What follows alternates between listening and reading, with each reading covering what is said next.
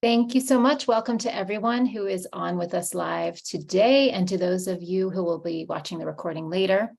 As you know, we are so fortunate to have Sharon Salzberg and Sylvia Boorstein with us tonight for a conversation. Both of our guests have given so much to us and to the world. They are among our most pioneering and steadfast meditation teachers, guides, and advocates for kindness and wisdom. Sharon Salzberg has been a student of Buddhism since 1971 and a co-founder with Joseph Goldstein and Jack Kornfield of the Insight Meditation Society in Barre, Massachusetts, and the Barre Center for Buddhist Studies. She's a New York Times bestselling author. Her podcast, The Metta Hour, has over 5 million downloads, and she's the spiritual director of the Garrison Institute. Her most recent book, which we will be discussing tonight, is Real Life, The Journey from Isolation to Openness and Freedom. And that was released this month.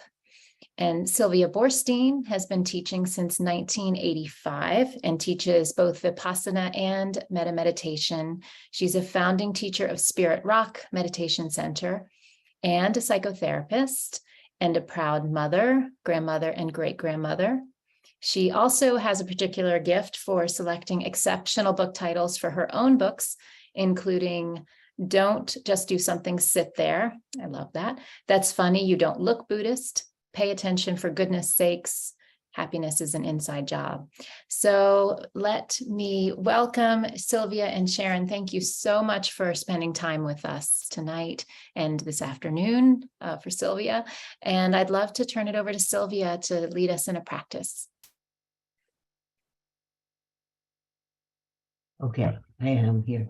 I always like the beginning moments of a gathering like this because I get tremendously lifted up by looking at all the people who have invited us into their homes. And every once in a while, there's a person that I know, and I'm looking, oh, good, oh, good, oh, good. Oh, wow, look who's there. Oh, good, oh, good. Wow, look, they're there, and they're there. And they're either people that I don't know and that I'm excited have come, or they're people that I do know, and I'm really excited that they came. So either way, that's always the beginning part of every meeting online.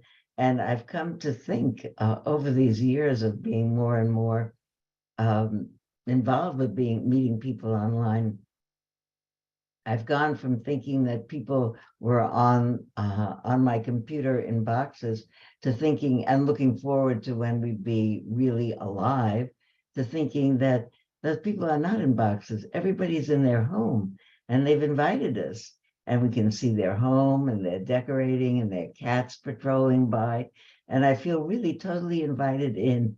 And I haven't been thinking about, I look forward to the time that we don't have any worries about pandemics. But I love having people invite me into their home. So I'm very glad that you're here, and I'm certainly very glad to be here with my beloved longtime friend and teacher, Sharon Salzberg. And I said that I would begin us with a meditation that is, at the same time it's a meditation, it's also an intention. It's really what we want to have happen in this moment, from moment to moment. And in my life, I've noticed that in the last few years, when all of us have been aware of a global worry in terms of warming of the planet and a pretty near global worry about pandemics, because that was pretty near a global thing that happened. And then a not so global, but anyway, big worrisome thing to have in our lives as the different kinds of strife between countries and planets and areas of the globe. And then in our very country, if you're in the United States, the division between this part of the political landscape and that kind of a political landscape. And when and I often, in the course of these last 3 years, have gotten invitations that begin in this time of particular stress, and then going on to say why it would be good to join a group that was talking and practicing mindfulness. And I'm very, that's really true, and it has been particular stress. and not to minimize the particular stress for sure, especially those global particular stresses, but to say that exactly what the Buddha taught when he taught it was how to meet the stress of life by itself. If all the problems of the world were to suddenly be solved, we would not suddenly solve the problem of old age, sickness, and death, the problem of falling in love with a kin that we inherit or produce, about being in a world with people that we care about, that we want to care about, and have them also be in the line of the vicissitudes of life, that things happen to everybody, and that really what we need to do in this life, whether we're living in the time of the Buddha, which had the stress of old age, sickness, and death, and being deprived of what you want or the comfort that you feel you need, or whether it's now, and we're worried about particular local stresses. The question has always been, how can I get up in the morning and meet my life, meet my body in the shape that it's in the condition that it's in where it's in the world? Can I meet this life and this mind in this moment with compassion and with kindness? So that when people said to me what I had said for many years, that mindfulness practice is really meeting the moment, knowing what's arising moment to moment, what's happening moment to moment, and being able to open to it. It's the same practice now. Can I meet this moment and this moment, this news that's come on my computer, this phone call message that's on my phone? Can I meet this and this and this? And later on, when I hear about the whole world, can I meet that also?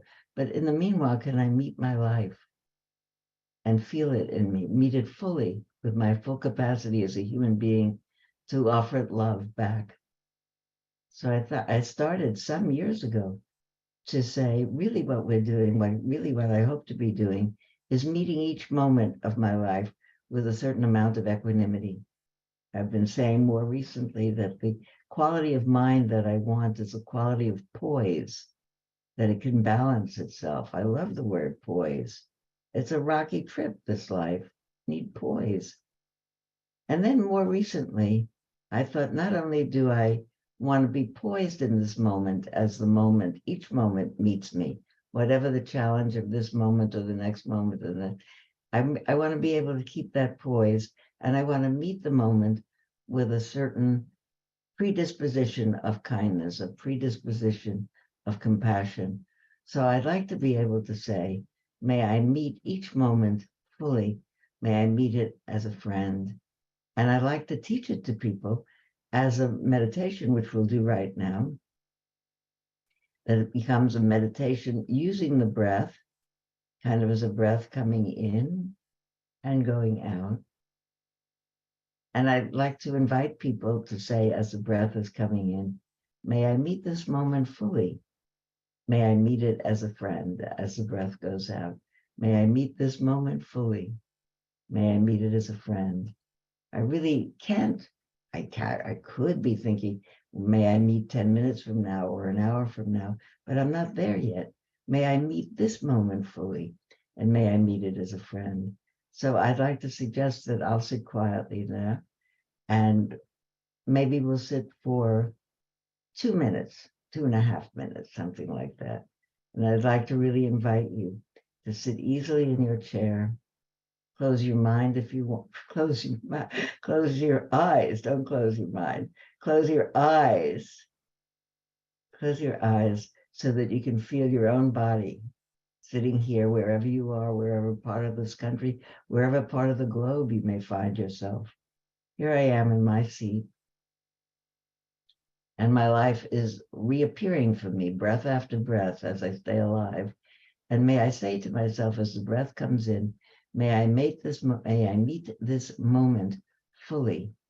And as I breathe out, may I meet it as a friend. And just feel what happens in your body and in your mind as you try to do that for 2 minutes.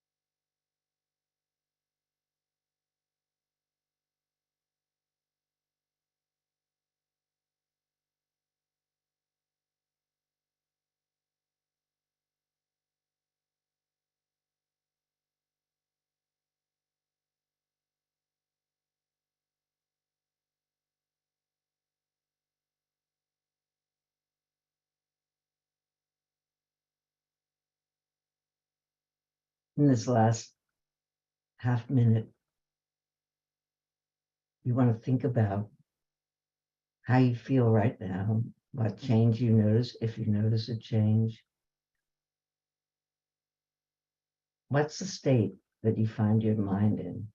Or what changed from this to that?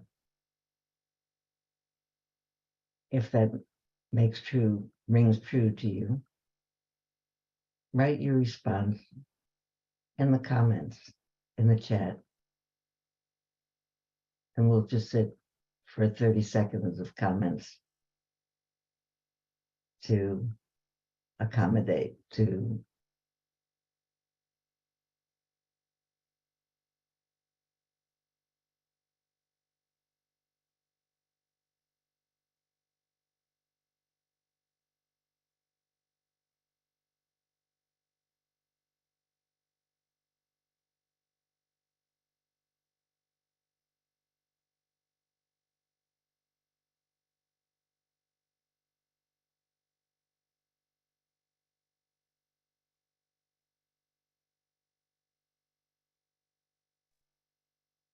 So we have some really beautiful things. My heart opens, life slowed down, more stable center of gravity, ease, spaciousness. I noticed somebody said, Jennifer said, I'm trying to befriend my headache.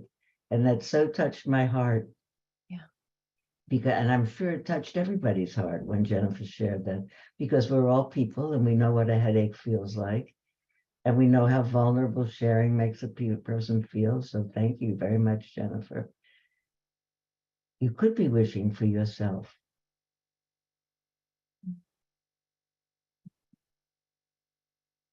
Softening, spacious, easier.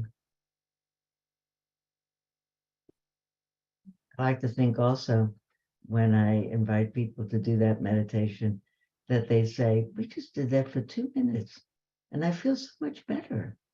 And I sometimes feel in like a sort of well, I don't know what kind of a way it is. It's 2 minutes away. Where in your day could you stop for 2 minutes and say to yourself, sweetheart, are you feeling this moment fully and are you meeting it as a friend? How could you do that during the day? All of a sudden, I need a 2-minute befriend myself. Mm. You could make up your own words. Relax, sweetheart.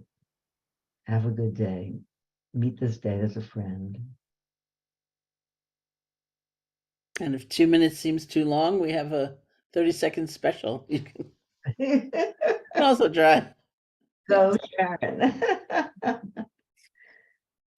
So, so you mentioned befriending the moment, and I think one of the things that I wanted to ask you both about is your own friendship, this, deeply beautiful human thing that we get to enjoy. So, if you could just share a little bit about the nature of your relationship, how you met, and what has it meant for the two of you to teach together? Well, I am always delighted. I really love that meditation, Sylvia, by the way. And it reminds me too of just kind of the moment to moment nature of things, as well as the softening and meeting the moment as a friend. And that reminds me of this time I was teaching here at the Insight Meditation Society in Barrie, that's next door from me right now through the forest. And my co-teacher in that particular retreat was this woman named Susan. And Susan had begun her own meditation practice maybe 15, 20 years before at the Insight Meditation Society. And I was one of the teachers at that retreat where she began. And so now, like 20 years later, Susan's speaking. I'm sitting there in the hall listening to her speak. And she's telling this story about her first retreat where she said, I got so restless. It was like hard to bear. And I went in to see Sharon and I said to her, has anyone ever just died of restlessness doing meditation? And she said, so I was naturally very interested, like, what did I say all those years before? And so she continued on. I asked her, has anyone ever died of restlessness doing meditation? And she said, not from just one moment at a time of it. Mm, And I thought, that's a good answer. So it also popped into my mind, Sylvia, when you were speaking. I love teaching. I love hanging out with Sylvia, and teaching is a way of doing it. And we are so kind of informal with one another and with our groups that it feels like hanging out a lot of the time. Um, we met, I think, Sylvia, when I'd gone to Burma in 1985 and did an intensive period of loving kindness meditation. Loving kindness is its own sort of method. Having practiced mindfulness for some 14 or 15 years, I went to Burma for this intensive immersion into this other technique. And I came back and I was teaching, and I heard a rumor that Sylvia wanted to learn that particular technique of meditation. She can describe why, which I always think is a fascinating story. Um, and that was the beginning of our knowing one another, as she was, I think, my first loving kindness student, really, in this country. And then I went on, to teach and then teach with her. And I think what people appreciate and what they feel, is the love we have for one another, and the enjoyment of one another's, you could say, success. Like, there are lots of things I've observed, as a student, where you kind of watch these people. Like, my famous story about that is when I went to India to first learn how to meditate, which was 1970. I went, and I began in January of 1971.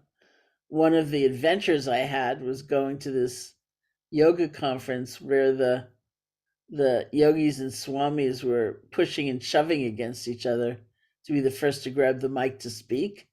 So that was a very discouraging experience, and it's so delightful to be in a situation where that's not happening at all, and we can just take tremendous joy in what one another does and says and accomplishes. So, Sylvia, what do you remember about our first meeting?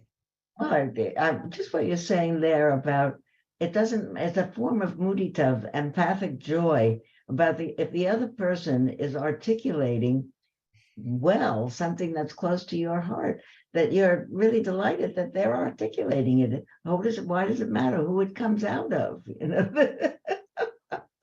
If somebody hears it, that's the whole thing that counts. I remember thinking, oh, well, the question was I'll pick up the piece about she really did hear from something or other that Sylvia wanted to come to Barry, because I'd known Joseph Goldstein before. I'd been at retreats that he'd taught, and I'd been at retreats that Jack Kornfield had taught, and I had just never met Sharon. I started in 77, and now it was 85, 6, anyway, 5, anyway. So here I arrive, and we make up a plan that I'm going to sit in the hall, and everybody is going to be giving instructions for mindfulness practice. And I'll sit there, and I'll just sit in the hall, and I'll do the loving kindness practice. And I'll see Sharon privately for instructions. And because nobody knows what you're doing. I mean, we're all just sitting quietly. Nobody knows what anybody's doing in their minds. Anyway, I come to meet Sharon, and I immediately thought she was amazing. And then well, there are all kinds of stories to tell, but at some point she said, after she said, think of yourself. And she said, Sylvia, I'll tell you, it's too long of a story for this short time. But for various reasons, I've been practicing for 8 years, and I was really very much committed to the philosophy. I was committed to the idea that I could feel better, less frightened, less worried, less overwhelmed. And I had kind of energetic response in my body. I was over-energized, and I didn't feel well in my body.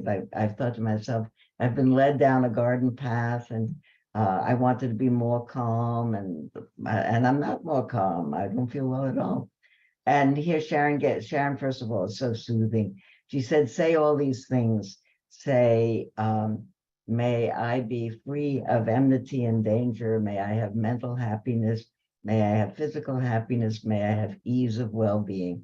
So hardly people teach that whole thing anymore because it is arcane in the sense that it's a really exact translation of the Pali.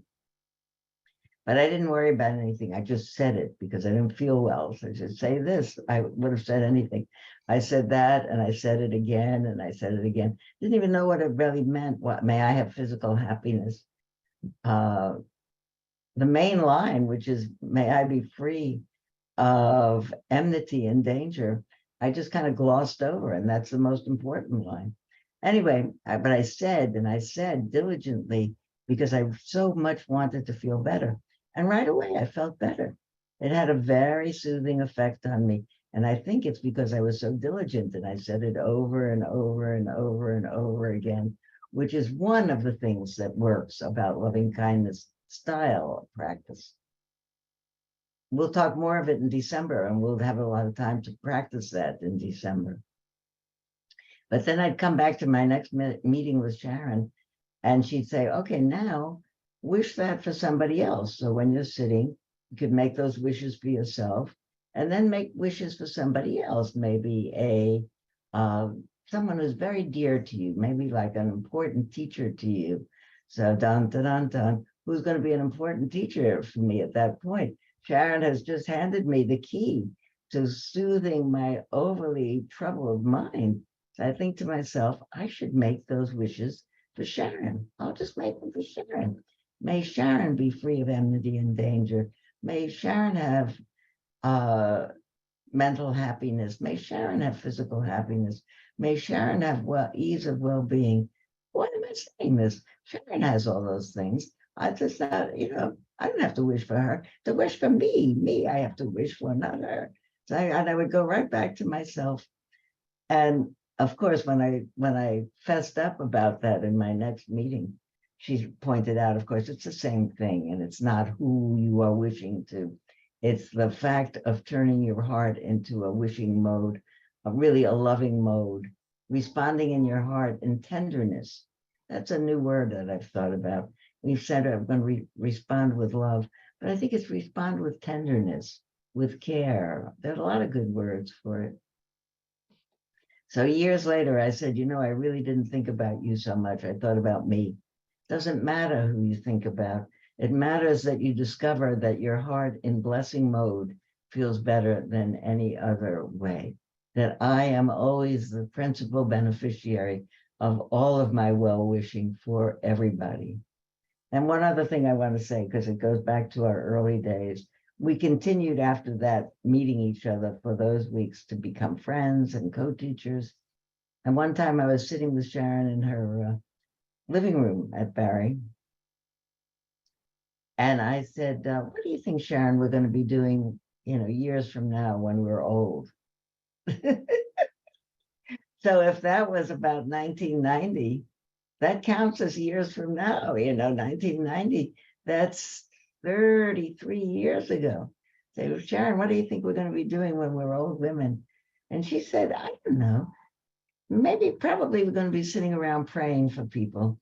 And I love that. I have quoted that a million times in the last 33 years because it had that particular syntax. We'll be sitting around, maybe, we'll be sitting around, not we'll be sitting, and we'll be sitting around, gave it kind of a casual feeling. Sitting around praying for people, I interpret that to mean, and I think it's true, that we will be even more committed to the fact that you can really habituate the mind to a kind response, can habituate your mind to kindness, to a wise response, out of the really confirmed sense that to be meeting experience without antipathy with it, may you feel better, may you get better, may I get better, may all beings be better, may all beings be peaceful and free of suffering. That to actually not only say those words, but to be in that place is the place not only to be old in, but to be anything in, to be young in and to be old in. So I always remember that. Now, well, I'm 15, 16 years older than Sharon, I think. So you can't catch up with me. I'm way ahead. Yes, you are way ahead. No, and maybe this is a moment to just say that what Sylvia's describing is sort of the technique of loving kindness practice, just in case some of you are not familiar with it. And there are many kinds of practices, and the one that is, gotten most popular, which is sort of the basis of a lot of others, is mindfulness, which is more practice. You wouldn't be repeating phrases silently. It's more practice of trying to come close to your actual experience. It's very similar to what Sylvia began us with, where you're working to be more present, more balanced, more aware with whatever is coming up. We sometimes start with the feeling of the breath or some other sensation already happening, but it expands to basically being aware of your emotional landscape and the thought patterns and sensations in your body, whether pleasant or painful, whatever may be happening, to develop a different relationship to everything. And that is really the foundational practice of most people that I know. And it certainly was mine, which I did that, for about 14 years, as I said, before I went to Burma and learned this other technique. And so I really like exploring both. They're different in terms of the method, and both very beautiful in terms of, I found, in terms of the results. So we each teach both, and I've just, done a lot of loving kindness teaching, and so, but so is Sylvia, actually. So that's something that's kind of with our names would be more associated, perhaps, but we both do both and teach both. So the program that we're doing together for the Garrison Institute is actually in June, and there'll be like a lot of each of those practices that we're describing and doing together. I think you tell me if you think this is true, dear, that if someone would have told me when I was just looking around at the landscape of spiritual practices in the 70s, if somebody would have said you should take up mindfulness, it'll make you kinder, I would have said, kindness, kind is not a problem that I have. I grew up in kind circumstances. My life was kind to me. It's very much supported by kindness. Kind is not my problem. Anxious is my problem, and fretful and worried about stuff. Not worried about how kind I am. I'm kind enough. And the truth is that over the years of practice, I really think in the most sincere way that I am kinder, because I see more of how difficult it is to be in a life for everybody. And it makes me more, it makes me less startleable, less vulnerable to get mad at stuff. Really, I think less vulnerable. I really have what's changed is my sense that there are some people that you could never ask me to think kind thoughts for this person or that person that are ruining the earth or whatever it is that they're doing. And I think there's a way of being able to say, I'm looking at the people who seem to be unwittingly ruining the earth and ruining their own future. And I have a lot of compassion for that.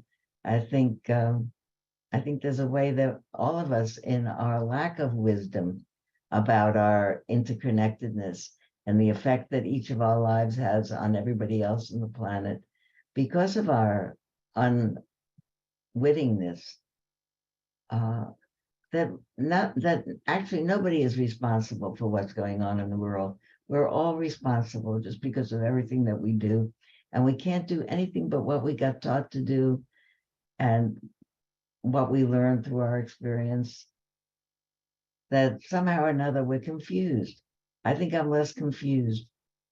I think and in fact, the Buddha's idea of what was the highest place to get to is a place of wisdom, and out of the wisdom to see that everybody is trapped in suffering. We're all in this. We're all in it, whether we like each other or not. I remember when that tremendously terrible incident on September 11th years ago.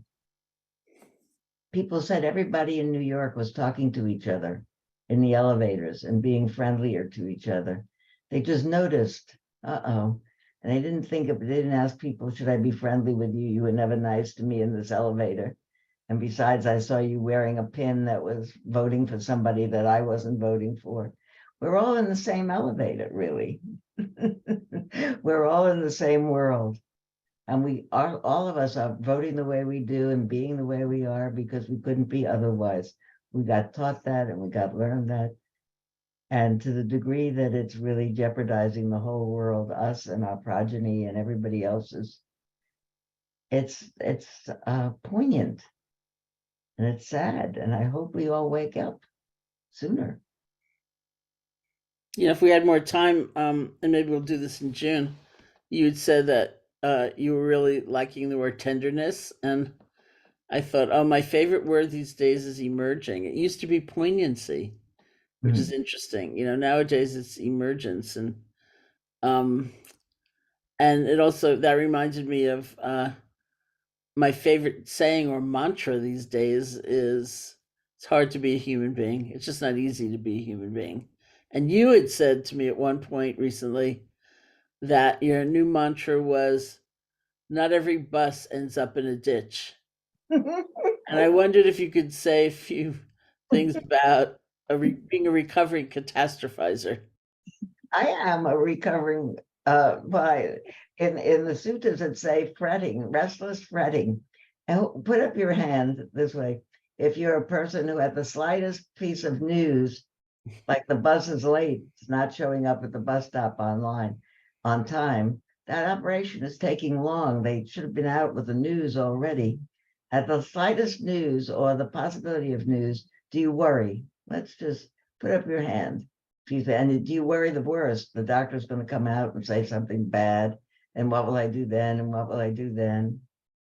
So the Buddha said that's called nervous fretfulness. So I have it. If somebody had said, do this meditation, it'll make you less fretful. Boy, would I have signed up for that. But it does. Well, really, here's full disclosure. I am a recovering fretter. When I'm in the airport, this is, maybe I was going to say this is embarrassing to say, but it's not. I'll tell you. When I'm in the airport and they say, ladies and gentlemen, may we have your attention, please, with an urgent voice, my heart does, because it could be a bomb in the airport, could be a plane didn't land properly. But what happens with me now, and you feel like that a jump, what they always say after that is, please keep your luggage right next to you. They always say that. They say, may I have your attention, please? The next sentence is always keep your eye on your luggage. That makes a lot of sense. Now I hear, ladies and gentlemen, may I have your attention, please? My mind does, and I say, wait a minute, relax. It's going to be about the luggage. I have a little bit more room in between. And I call home or I call somebody who I think should have gotten home from their oral surgery and they're not there yet. I think, they don't answer their phone, or they don't answer their phone. They don't even have to be home. And I think, they should have been up from the anesthesia now. That must mean that something catastrophic happened while the surgery, and they're on the way. She's no doubt in the hospital. When I was young and I went to pick up children at the end of the day, that all the 8th grade had gone up to Tahoe to ski for the day, and the word was to come to the such and such a shopping center, and the ski bus would be home at 9 o'clock. So you go to the shopping center and you wait, and it's dark in the winter at 9 o'clock, and then it starts to rain and the bus isn't there. And then you think, well, the bus is not there. It should have been here. And it's raining. That means it's snowing in the Sierra. Therefore, the bus is in the ravine. That's not therefore. One of the things that could be true. Anybody here has that kind of a mind? The bus is in the ravine? Yeah. It was great for me to have students over the years, because when I taught about hindrance energies, every time I get told that story, everybody, not everybody, but many people raise their hands. And then I feel better, not because I don't feel bad for all those people with the fretful minds, but because I feel a kinship with them and a compassion for them. I have friends who don't have it. I've turned around in many of those situations, and everybody's saying, boy, the bus is late. Bus is really late. Bus is late. And somebody will say, why don't we just step into this coffee shop because it's raining? We'll just have a coffee until the bus comes back. And if I'm one of those people who they think, how can these people, the bus is definitely in a ravine and they're going to have a cup of coffee. How can they be good parents? But some people have the kind of mind that says, probably the bus driver is driving really carefully because it's snowing. And that's why they're coming home later. And I'm happy to tell you that none of my buses have somehow so far been in ravines. But I'm interested in the fact that there's so many people who have that. Mhm. When I find out that, you all put up your hand, I also have a moment of real compassion for myself and for you, that we have that. It's just a thing. I'm happy to tell you that among my other things that people are born with, like catastrophizing mind, is I wasn't born with a short fuse. I don't get angry very easily. Anybody gets angry easily? Mm. That's just another thing. It's a different thing. Yeah. Anybody, what do you want to do, Sharon? Think of another one. Anybody, uh, Impatience. anybody gets impatient? Well, that's another kind of a thing. It should have already happened. Anybody get impatient? How about anybody have self-doubts? They think, I shouldn't have done this. This was a bad idea. My fault that it's happening this way. I didn't give the right instructions. We've all got different kinds of minds, and they don't go away. They're like cookie cutters. A round cookie cutter always cuts out round cookies. But if you can say this cookie is round because of this cookie cutter, not because I prefer round, it's just the way it is. And round isn't painful, but fretful mind, angry mind, worried mind, doubting mind, unenergetic mind, it gets all handed out. Who knows how? It's been my experience, though. What about you, Sharon? That when I've taught about the different kinds of minds in a room where people are sharing their experience, everybody ends up saying, I'm glad I've got what I've got. I don't want to have their thing. I'm used to what I have. At least I know how to deal with it. Well, in some ways, this is like a little summary of part of what we'll cover in June, which is things that it's not their arising, it's not their presence, it's not even their intensity, but it's the way we relate to them when we fall into these patterns and we're overcome by them, or when we fight them and we're ashamed of what we feel and we're hating them and we're trying to push them away. Both cases lead to much more suffering. Whereas there are actually options, of more creative ways of being with these things, even though they're patterned, and it's based on learning the great skill of mindfulness um, and loving kindness toward oneself. Because shame is a kind of interesting factor, which I actually write a lot about in my most recent book, because it seems like it should be positive and onward leading, and really, as it is, which is this kind of wholesale condemnation of ourselves, not like, oh, that was an act, or I should have maybe said more, I should have said nothing. It would have led to more harmony. Lessons learned. I'm going on to try to be different. Instead of that, it's more like this wholesale condemnation, like, I'm so bad, I'm so terrible, and it leads nowhere except exhaustion and demoralization. What? I'm sorry, but since you mentioned the book, talk about the book. Yeah, okay, so I will in a second. So one of the things that we um learn, all of us, is different skills, like how to relate differently to the very same things that are coming up, so that we can have that feeling of continual growth and change and learning and greater kindness and so on. And so, emphasizing both the skills. And I also want to say that we'll emphasize both formal meditation practice and also, like Sylvia had said earlier, that 2 minutes or 1 minute or 30 seconds that you might have, or the decision to maybe not multitask when you're drinking a cup of coffee and really taste it, really experience it. And what are the consequences of that? Because both, like a formal practice, which is a great thing to know and feel confident in, and just being able to breathe life into all these experiences and be different with them are both very important. So yes, I just wrote a book. It was my 12th book.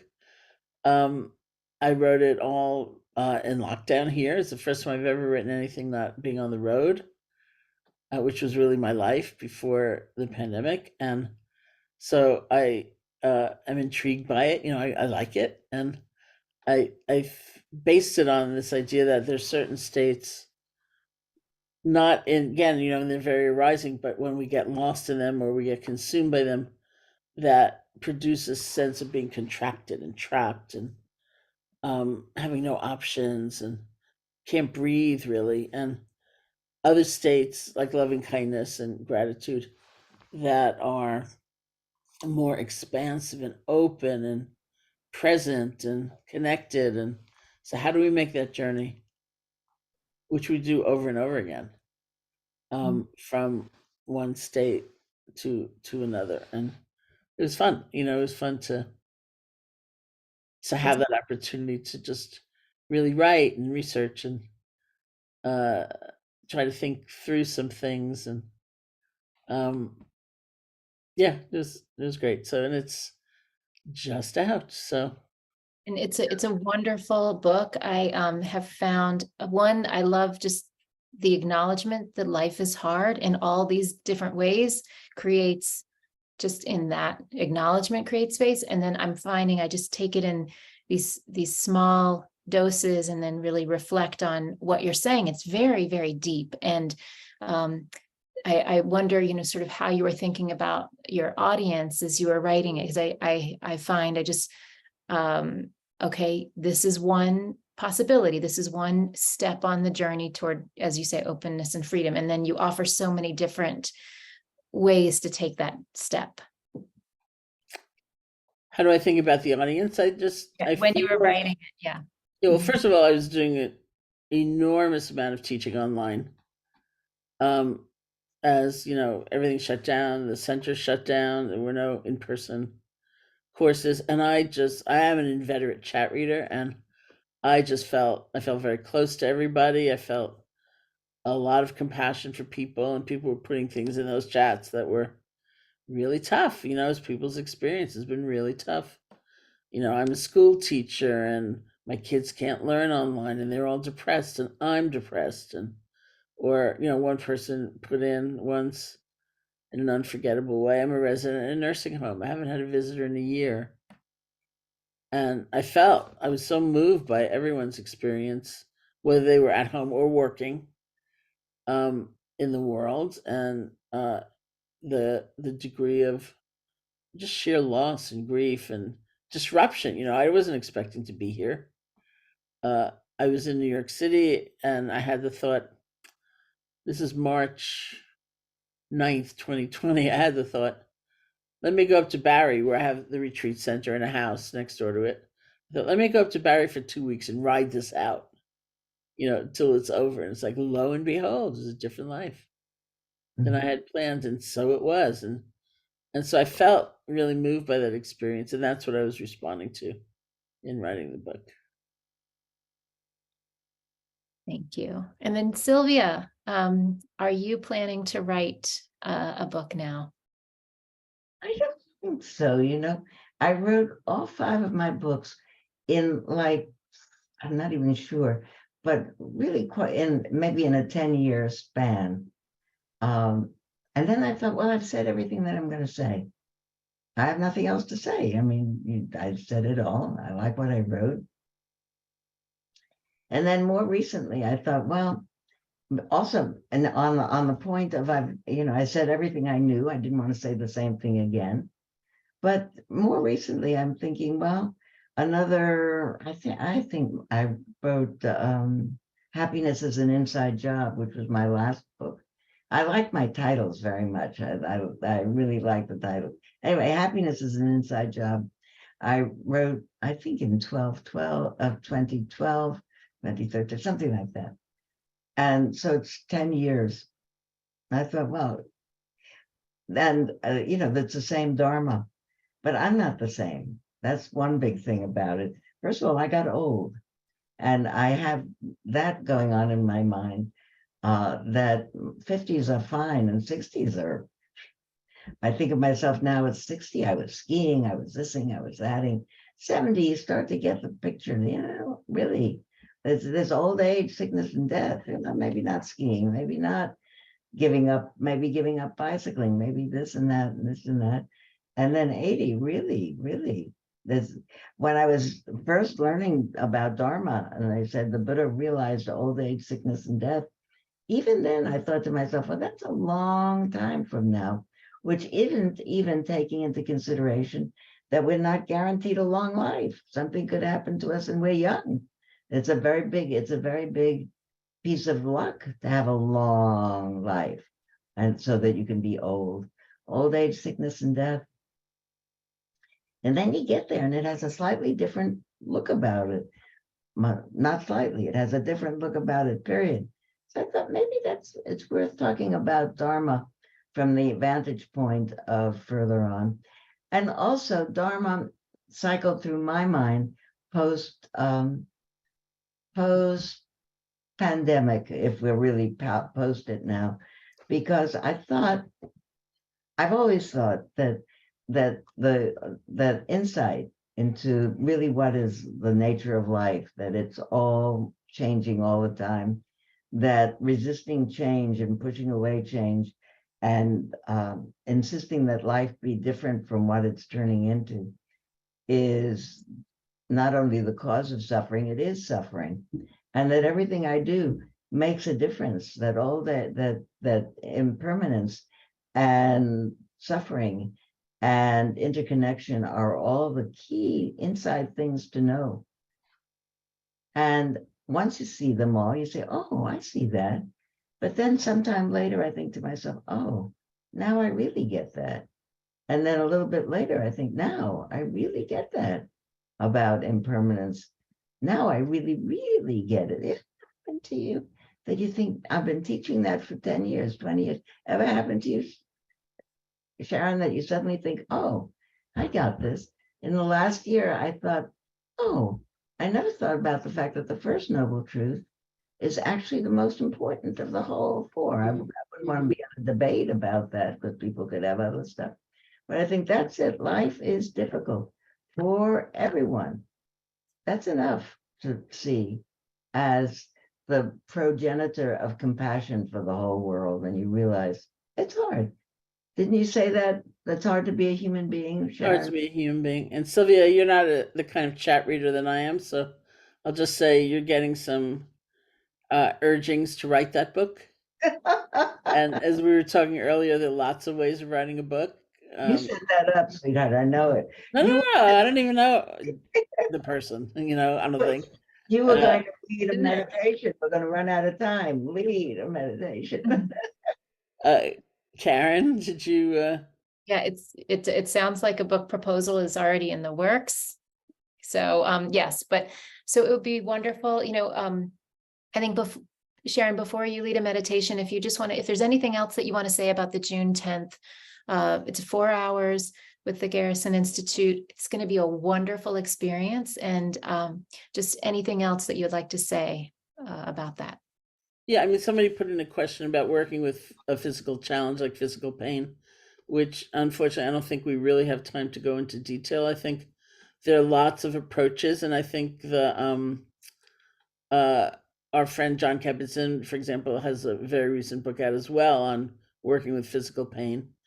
And I would say, from the mindfulness point of view, we do a few things, and it's, I mean, for me, it's exciting to think about it as a training, and that's not meant to be discouraging, but it's like most of us don't know these particular skills. We weren't brought up that way, or it's not popular in the culture. at large, but there are actual ways of being better, feeling better with whatever's going on, even physical pain, which can be very grueling and difficult, just to admit that. Sometimes what's most notable in those experiences is what we call the add-ons. It's like if you have physical pain in your body and the whole rest of your body tightens up, almost as though to try to expel it or ward it off, you've now added tension to pain. So we do that emotionally as well. We do that psychologically. I'm the only one who ever feels this, or this is all my fault. It shouldn't be this way, whether it's emotional pain or physical pain. Spent all that money in therapy. Why is it still here? And whatever. And so learning how to catch the add-ons, which we can, and not judging ourselves for them, it's just habit. Learning how to relinquish them, that leaves us with pain, but not pain plus all that stuff. And then there are ways of looking at the pain, so it's not just a solid, seemingly unrelenting entity. You begin to see, oh, it's a moment of pressure, a moment of burning, a moment of this, a moment of that. And it becomes an alive system, which includes change. As one person said to me, who had a very severe chronic pain condition, she said, I learned to find the space within the pain. Not that the pain evaporated, but within it, it was different.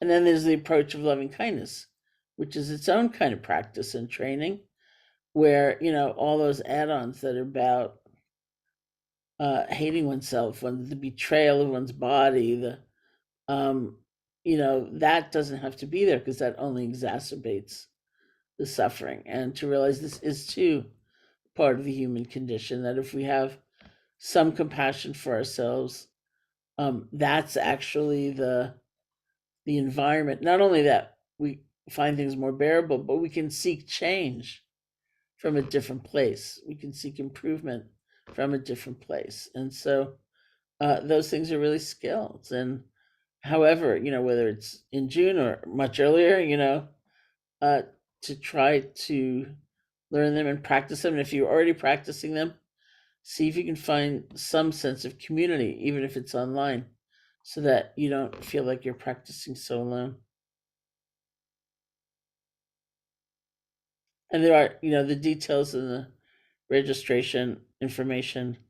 Monique, who's been running this chat like a tremendous pro, she has them in the chat. So it would be lovely to see you all. Oh, thank you. So if you could maybe leave us with a practice. Yeah, we're just going to sit for a few minutes because we have a few minutes, but now I feel it because Sylvia did 2 and I'm going to have 3, which is really luxurious. So let's just sit together. You can sit comfortably. Close your eyes or not, however you feel most at ease.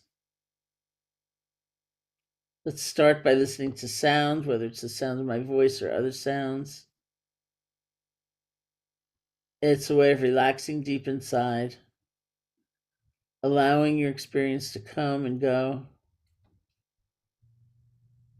Of course, we like certain sounds and we don't like others. But we don't have to chase after them to hold on or push away. Unless you're responsible for responding to the sound, just let it wash through you.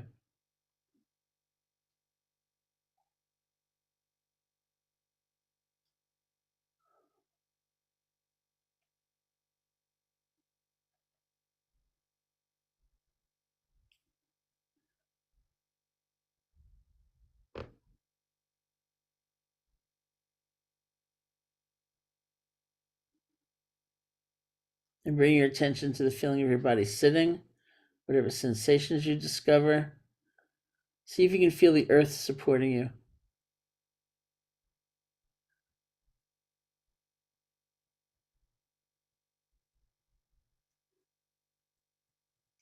See if you can feel space touching you.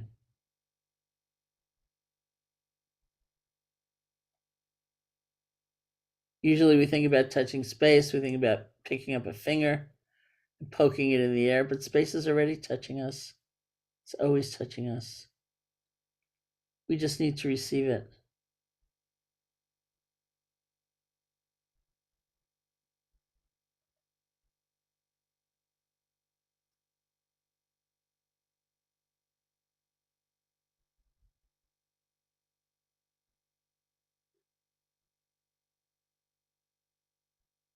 Bring your attention to the feeling of your breath. Just the normal, natural breath, wherever you feel it most distinctly. And the operative word is rest. Just rest. Your attention on one breath, and then the next.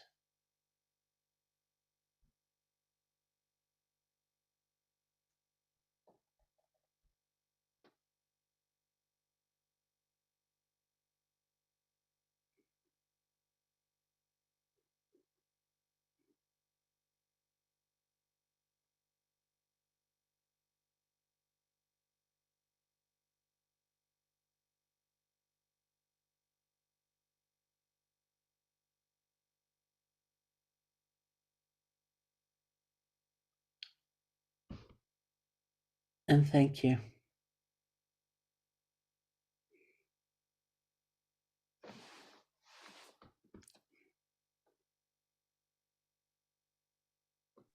Thank you so much for spending this time with us, both Sylvia, Sharon.